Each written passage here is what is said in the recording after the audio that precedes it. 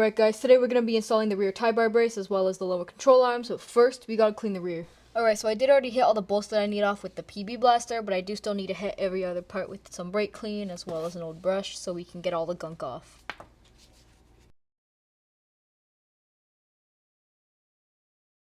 Alright, so I got the passenger one out and it took 17mm socket, and then of course you need two because the back one's pretty easy to get out, that's this one. But the front one, it's locked in with a really long bolt.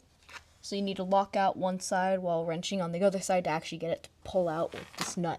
Alright, so as you can see, one dips down significantly more than the other. And this one is going to be the passenger side and this one's the driver's side. The reason I know this is because, even though I don't need it anymore, the fuel line, so the tube that takes it to the fuel tank, it dips down a little bit where that's supposed to be. So this pretty much just keeps it from smacking on it. So if the ones that you got account for this, please make sure you put it on the right side to keep from damaging that line. Right now, as for weight differences, I don't really notice a significant change in weight just from holding it. If I weighed it down, it'd probably lose a few grams. But yeah, let's just go ahead and get these installed.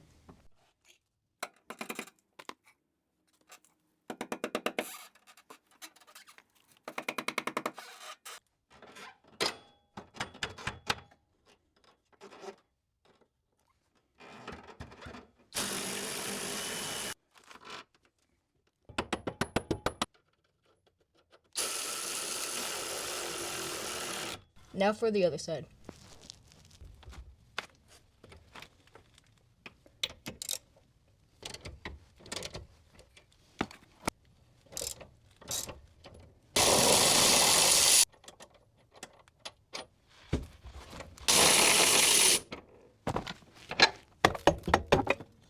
Alright, driver's off. Let's put it on.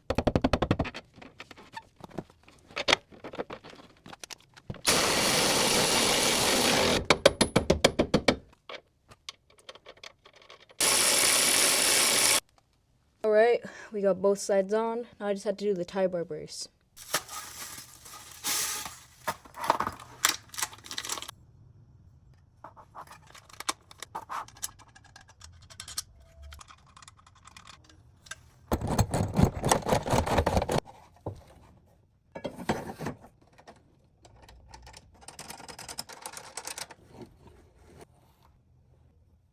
Alright, all three pieces are on. Even got the little sticker down there. Pretty straightforward installation for both of them. This one didn't come with instructions, but that was fine. I watched a video, figured that out. But yeah, that's gonna do it for today's video. Sharky out.